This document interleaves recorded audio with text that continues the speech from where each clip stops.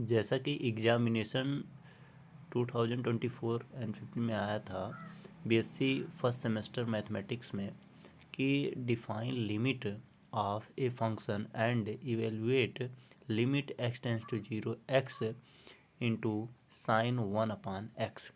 तो यहाँ पे ये तो डिफिनीशन आप कोई भी यहाँ से दे सकते हो। जैसे यहाँ लिख सकते थे कि the limit of a function exist if the limit right hand limit is equal to left hand limit. ठीक है, लेकिन इसको सॉल्व कैसे करेंगे? सॉल्व सारे के सारे क्वेश्चन को हम करके आपको बता देते हैं। यहाँ पे जैसा कि ये दिया गया है तो यहाँ अगर जीरो इसकी वैल्यू हम लोग रख देते हैं और इसकी भी वैल्यू रखते हैं, तो इसको थोड़ा सा अगर हम चेंज करके रखें तो हमें यहाँ पहले चेक करना होता है कि ये 0/0 है कि इन्फिनिटी/इन्फिनिटी है। तो यहाँ पे अगर हम इसको चाहें तो ऐसे लिख सकते हैं, लिमिट x टेंस टू 0, ये हो जाएगा sign 1/x upon 1/x। But यहाँ जब वैल्यू रखेंगे 0 तो ये हो जाएगा साइन इन्फिनिटी। क्योंकि साइन इन्फिनिटी जो होता है वो हम लोगों ने ये कंसीडर नहीं किया है कि साइन, क्योंकि साइन का जो मान है वो -1 से लेके क्या होता है कि +1 के बीच होता है। तो इन्फिनिटी की यहाँ पे कंडीशन ही नहीं होती है, तो इसलिए ये यहाँ पे डज नॉट वर्क करेगा, डज नॉट वर्क। तो ये वर्क नहीं करेगा। अब ये जब वर्क नहीं करेगा तो यहाँ पे क्या करेंगे हम लोग कि एक हम लोगों ने मेथड पढ़ रखा है सैंडविच मेथड। सैंडविच मेथड या जो है जिसे हम कहते हैं कि स्क्वीजी मेथड, SQUEEZD। ठीक है, स्क्वीजी मेथड में हम लोग देखेंगे इसके थ्रू इसको सॉल्व किया जाएगा। जब ऐसी कंडीशन आती है तो वहाँ पे इस मेथड का यूज किया जाता है। तो इसके अकॉर्डिंग क्या हो जाएगा कि -1 जैसा कि हम लोग जानते हैं और साइन 1/x 1, ये हमने बताया कि ये साइन इसके बीच में होता है। तो -1 और +1 के बीच में इसकी वैल्यू होती है। तो यहाँ से क्योंकि यहाँ x भी था इसलिए अगर हम इसमें x की बोथ साइड मल्टीप्लाई करेंगे तो हो जाएगा -x साइन 1/x और ये हो जाएगा आपका x। टेक लिमिट, अब जैसे यहाँ भी लिमिट है तो यहाँ भी, तो यहाँ पे टेक कर लेते हैं लिमिट इन ऑल। ठीक है, लिमिट ले लेते हैं तो यहाँ से क्या हो जाएगा, limit x tends to 0, x tends to 0 और क्या हो जाएगा यहाँ पे, ये हो जाएगा -x। Just same limit x tends to 0 x sine 1/x, यहाँ भी हो जाएगा लिमिट x टेंस टू 0 और ये हो जाएगा आपका x। अब यहाँ से जब 0 वैल्यू अगर हम लिमिट के अकॉर्डिंग यहाँ पे, क्योंकि सॉल्व करेंगे कुछ आएगा नहीं, इसकी वैल्यू अगर हम पुट करेंगे तो यहाँ पे ये बन क्या जाएगा आपका, ये बन जाएगा 0 लिमिट ये x tends to 0 x sine 1/x और इधर भी वैल्यू वही जाएगी तो ये x का 0 पुट करने पे 0 ही आएगा। कहने का मतलब ये वैल्यू 0 और 0 के बीच में ही आएगी। तो 0 से अगर कहीं आगे बढ़ती या 0 से कम होती तो वैल्यू बदलती, लेकिन अगर ये दोनों तरफ ये 0 की ये इक्वल में भी है तो अगर इसकी वैल्यू, तो इसका मतलब हुआ कि जब हम इसका लिमिट अब निकालें तो हमें क्या मिल जाएगा, मिला x sine 1/x will be 0। ये इसका आंसर हो गया। ठीक है, ये इसका आंसर हो गया। ऐसे ही पहले में ए पार्ट था, ए में डिफिनीशन, फिर ये चीज़ें थी। ठीक है, तो इसका बी वाला है 1 का बी में, इसमें कहा है रिमूवल डिसकंटिन्यूटी। कोई एक फंक्शन दिया गया था पेपर में, f(x) है मान लेते हैं, तो इस f(x) फंक्शन का जो है कंडीशन बताना था फंक्शन का। तो इसमें 3 कंडीशन होती हैं, एक रिमूवल होता है और एक डिसकंटिन्यूटी ऑफ फर्स्ट काइंड होता है और एक सेकंड काइंड होता है। तो जैसा कि आपको ये पता है कि अगर general condition limit x tends to a f(x) not is equal to f(a), जैसे कोई फंक्शन है उसमें हम लिमिट अप्लाई करते हैं और उस फंक्शन का जो मेन वैल्यू है वो अगर एक दूसरे में बराबर नहीं है तो रिमूवेबल डिसकंटिन्यूटी हो जाएगा। और दूसरा है discontinuity of first kind. Discontinuity of first kind में क्या है, इसे क्या बोलते हैं, इसे कहते हैं जंप डिसकंटिन्यूटी।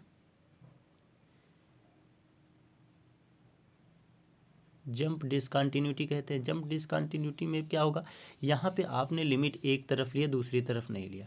इसमें क्या है कि right hand limit, first kind में राइट हैंड लिमिट की जो है राइट हैंड लिमिट का निकालेंगे और लेफ्ट हैंड का, अगर दोनों बराबर आ जाती हैं लिमिट निकालने के बाद तो वो जो है फर्स्ट काइंड नहीं होता। लेकिन अगर दोनों बराबर नहीं आती हैं तो ऐसी कंडीशन में वो फर्स्ट काइंड हो जाएगा। तो यहाँ से limit x tends to a, negative का मतलब लेफ्ट हैंड है, F X not is equal to limit x tends to, अब यहाँ a निगेटिव तो यहाँ a क्या हो जाएगा, पॉजिटिव, तो ये क्या हो जाएगा आपका एफ एक्स। ठीक है, ये आपस में बराबर नहीं होंगे।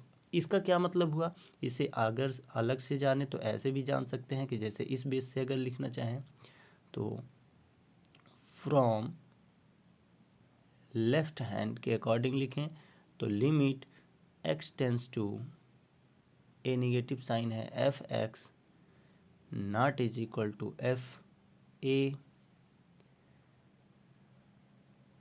एंड बी इसी का हो जाएगा। ये क्या है, ये लेफ्ट हैंड, ये लेफ्ट हैंड है और बी क्या हो जाएगा, राइट हैंड फॉर्म में हो जाएगा।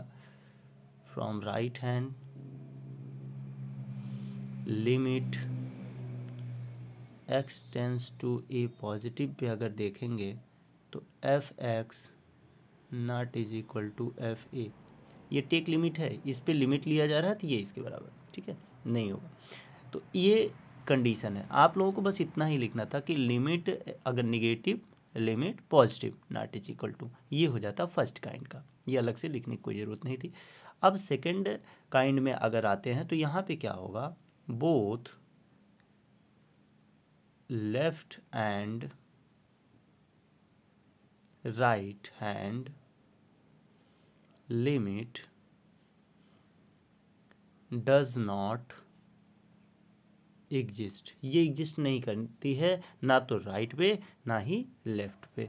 तो इसका फ्रॉम लेफ्ट से अगर हम देखें तो limit x tends to A negative F X not exist, just same इसका बी बनाते हैं तो फ्रॉम राइट के अकॉर्डिंग देखेंगे तो limit x tends to a plus F X not exist. ठीक है, ये हो गया आपका बी का तीनों पार्ट हो गया जैसा कि आपने देखा।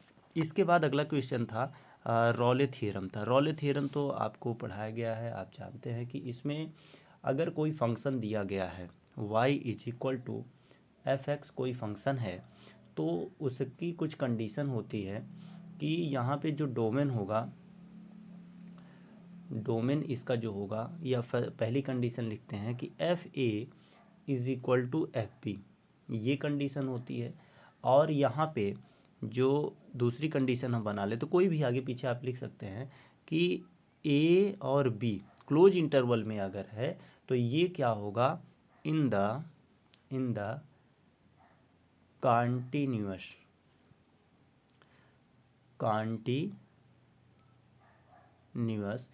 होगा इस पर, क्लोज इंटरवल मतलब ए और बी के बीच में। और तीसरा इसी का हो जाएगा कि ओपन इंटरवल अगर हम ए और बी ले, अर्थात ए और बी, इसमें ए और बी को लेके इसमें ए और बी को छोड़ के उसके अलावा पे अगर देखें तो इन कंडीशन में क्या होगा, डेरिवेबल होगा।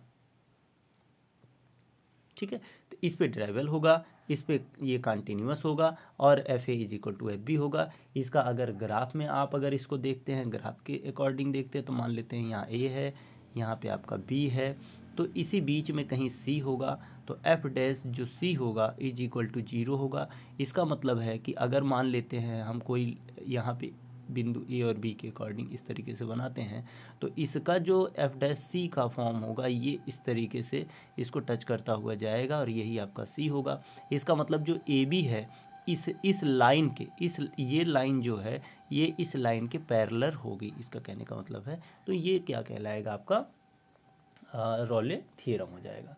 इसके बाद अगला क्वेश्चन आपका क्या है, अगला क्वेश्चन आया था check the differentiability of the function F X is equal to mod X at X is equal to 0। तो इसमें क्या होता है, now if left hand is equal to right hand differentiability, अगर दोनों की डिफरेंशियबिलिटी हम निकालें और वो बराबर आ जाए तो ये क्या है, डिफरेंशियबल है at X is equal to 0 पर। अगर नहीं आता है तो नहीं होगा। तो यहाँ पे इसको निकाल के हम लोग देखेंगे तो ये नहीं मिलता है, तो हम इसको लिख देते हैं। जनरली कैसे करेंगे, इसका फार्मूला आपको बताया गया, limit H tends to if 0 positive में ले लेते हैं तो यहाँ से एफ एक्स प्लस एच, अगर पॉजिटिव राइट हैंड तो plus h minus F x upon क्या बताया गया है, अपान एच। इसे सॉल्व करेंगे, इसे वैल्यू यहाँ पुट करेंगे तो ये आएगा एच अपान, क्योंकि यहाँ 0 रख देंगे तो ये तो 0 हो जाएगा, यहाँ बचेगा केवल एच में एच कट एच आएगा, यहाँ भी एच ये गया तो यहाँ से 1 बच गया। ठीक है, ऐसे ही ये आपका क्या था, ये था राइट हैंड डिफरेंशियबिलिटी कंडीशन थी। ऐसे ही लेफ्ट हैंड डिफरेंशियबिलिटी कंडीशन अगर आप अप्लाई करते हैं, limit H tends to 0 negative sine से, तो एफ यहाँ से एक्स माइनस एच बनेगा, माइनस एफ एक्स हो जाएगा आपका, और ये हो जाएगा माइनस एच। तो यहाँ भी जब वैल्यू पुट करेंगे तो ये भी ऊपर आ जाएगा एच और नीचे आ जाएगा आपका माइनस एच। तो यहाँ से करेंगे तो ये आएगा -1। तो यहाँ वैल्यू आ रही है 1, यहाँ आ रही है -1, तो इसका मतलब ये नॉट इज इक्वल टू। जब नॉट इज इक्वल टू हो गया तो इसे कहेंगे डिफरेंशियबिलिटी इज नॉट वर्क। ठीक है, तो ये हो गया। ई वाला है find limit X tends to 0 tan x upon X 1 upon x square. यहाँ पे देखेंगे, यहाँ पे 0 की वैल्यू रखेंगे तो tan 0 में अगर जाते हैं तो 0 का वैल्यू 0 हो जाता है ये। ठीक है, तो 0 अपान 0 फिर ये वैल्यू रखेंगे तो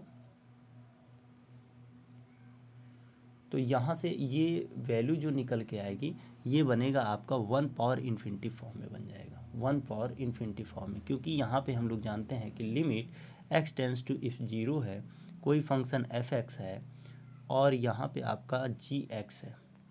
क्योंकि यहाँ 1 अपान जब 0 रखेंगे तो इसकी वैल्यू कितनी हो जाएगी, इसकी वैल्यू 1 अपान 0 रखेंगे तो ये वैल्यू आपकी हो जाएगी इन्फिनिटी। तो किसी की पावर यहाँ कुछ भी हो उसकी पावर क्या बन गई, इन्फिनिटी बन गई। जब इन्फिनिटी बन गई तो इसका मतलब इसको सॉल्व करने के लिए हम लॉग लेते हैं।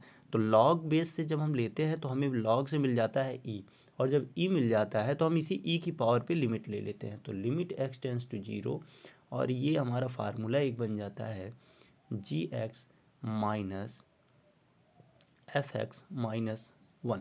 इसी फार्मूले पे इसे रख देंगे तो यहाँ से ई की power limit X tends to 0, यहाँ से ये हो जाएगा जी एक्स का मतलब क्या है, ये वैल्यू है। तो ये आपका बन जाएगा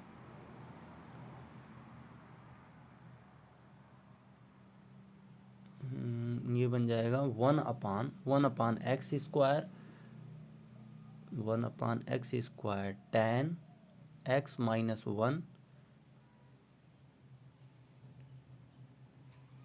अपान एक्स। देखिए जी एक्स है तो जी एक्स पहले लिखते हैं, तो जी एक्स 1 अपान एक्स स्क्वायर पहले लिख लिया गया। फिर उसके बाद क्या था, उसके बाद है एफ एक्स, तो एफ एक्स माइनस 1 लिखना है। तो यहाँ पे क्या हो जाएगा, ये माइनस नहीं है, ठीक है, तो 1 upon x square in bracket में tan x minus 1 upon x हो जाएगा। तो ये आपकी वैल्यू बनी। तो इसे अब क्या करेंगे हम लोग, सॉल्व करेंगे।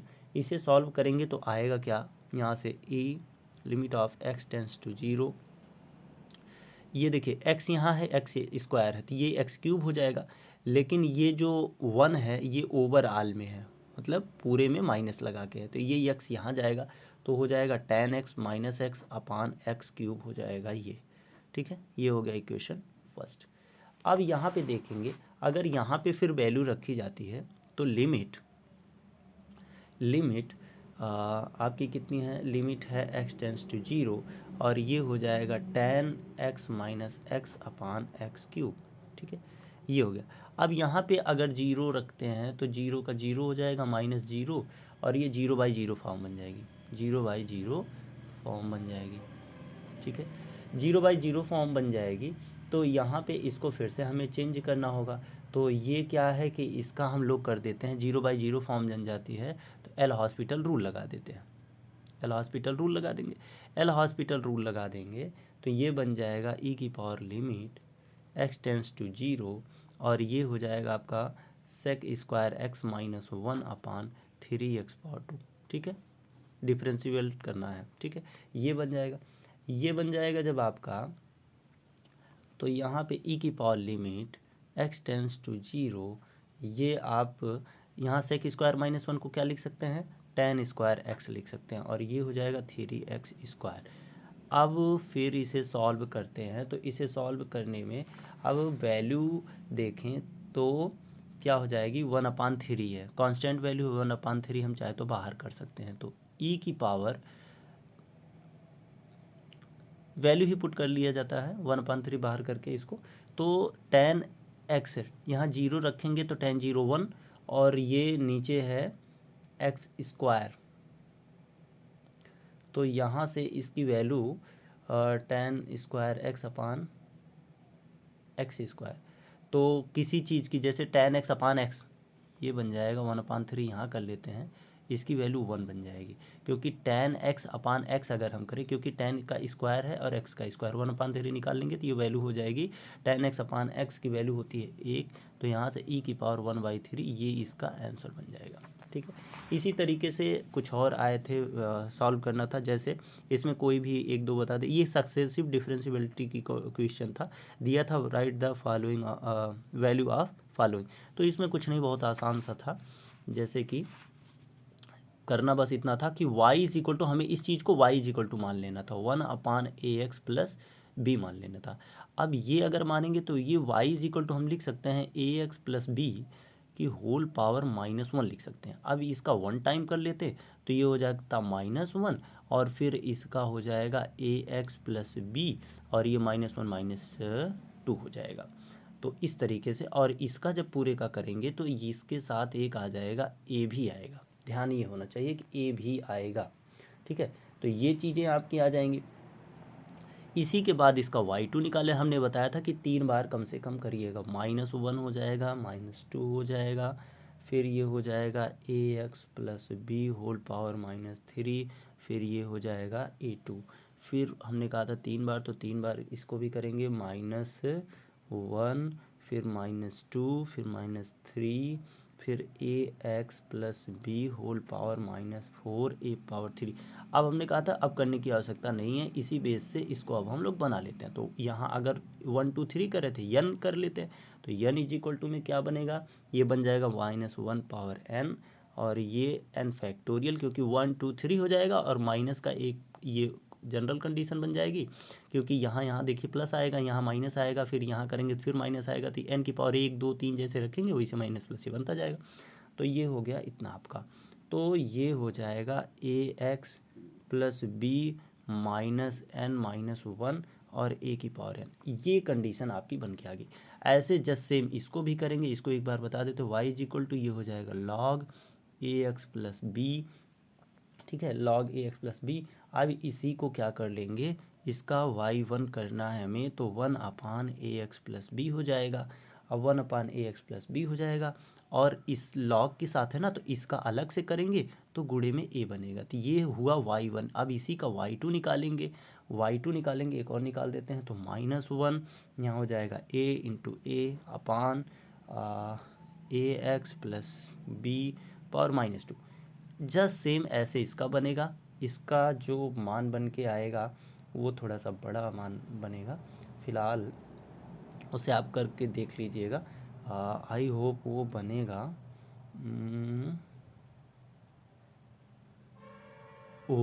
yn is equal to -1 power, यहाँ 1 यहाँ 2, तो n -1 पावर, अच्छा एक पॉजिटिव एक नेगेटिव, n -1 और ये n-1 का फैक्टोरियल ए की पावर n। देखिए ए स्क्वायर ए क्यूब ऐसे चल रहा है तो ए की पावर n हो जाएगा, और यहाँ पे n-1 हो जाएगा, क्योंकि 1 2 3 में यहाँ पे देखा जाए तो यहाँ होना कितना चाहिए था, यहाँ पे ए ही केवल आया है, जबकि यहाँ पे n-1 इसलिए किया गया है क्योंकि 0 फैक्टोरियल होगा तो उसका वैल्यू 1 हो जाएगा। तो ये हो गया, और अपान में, इसके अपान में क्या आएगा, ax plus B whole power n, ये वैल्यू आएगी। अब ये देखिए, सबसे इसको पहले देना चाहिए था, क्योंकि इससे क्या है, बच्चे का दिमाग खुल जाता और वो आसानी से कर पाता। तो यहाँ भी y is equal to X power n मान लेंगे, y is equal to X power n मानेंगे, y1 is equal to N X n-1 हो जाएगा, y2 is equal to n-1 x की पावर n माइनस कितनी हो जाएगी, 2 हो जाएगी, y3 is equal to n-1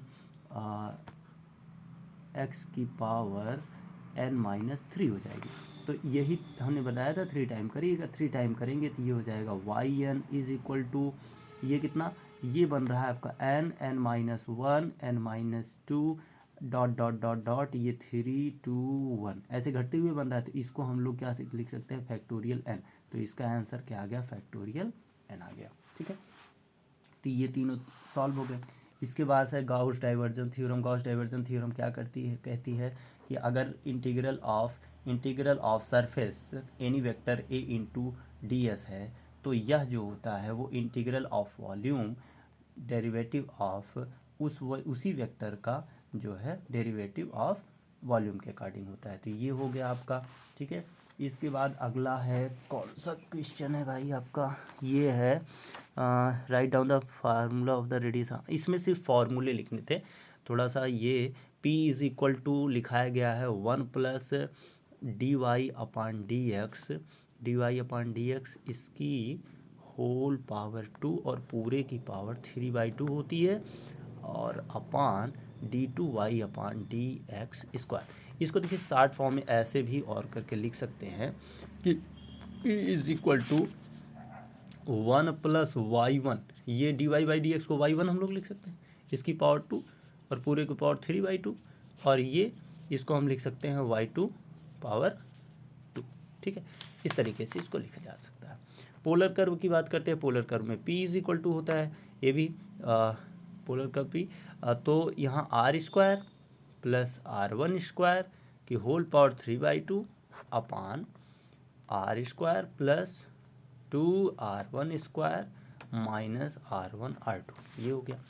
for the pedal equation rho r into dr/dp, ये कंडीशन होती है। तो ये तीनों ये हो गए। अगला था, ये देखिए है एसिम्पटॉट्स, ये भी निकलवाया गया। एसिम्पटॉट्स क्या होता है, एसिम्पटॉट ऑफ द फॉलोइंग दिस दिया गया। इसमें होता क्या है कि हमें देखना होता है, हायर पावर देखनी होती है x और y की। तो यहाँ पे पावर इसकी है 4, यहाँ पे है x और y दोनों की देख रहे हैं, तो यहाँ पे इसका मल्टीप्लाई करेंगे, यहाँ 2 यहाँ 2 यहाँ 1 और यहाँ 1 बनेगी। तो हाईएस्ट पावर के अकॉर्डिंग इसमें x और y की वैल्यू पैरेलल x एक्सिस के लेते हैं और उसके कोफिशिएंट को 0 के बराबर करते हैं। तो कैसे क्या करते हैं देख लेते हैं। एसिम्पटॉट्स पैरेलल टू, अगर हम y एक्सिस लेते हैं, y एक्सिस लेते हैं एक बार x एक्सिस लेते हैं, तो हो क्या जाएगा, यहाँ से इसको एक लाइन और बढ़ा लेते हैं। देखिए x² y² minus a² x² minus a² y² minus a³ x minus a³ y plus a की पावर कितनी है 4 इज इक्वल टू 0। इसको देखिए हमने थोड़ा सा ओपन कर लिया है। ठीक है, ओपन कर लिया, इससे कोई दिक्कत तो होनी नहीं चाहिए। ठीक है, अब यहाँ पे देखिए, यहाँ पे ये हाईएस्ट पावर में है, तो इसकी यहाँ पे भी पावर x की देख लेते हैं, 2 है।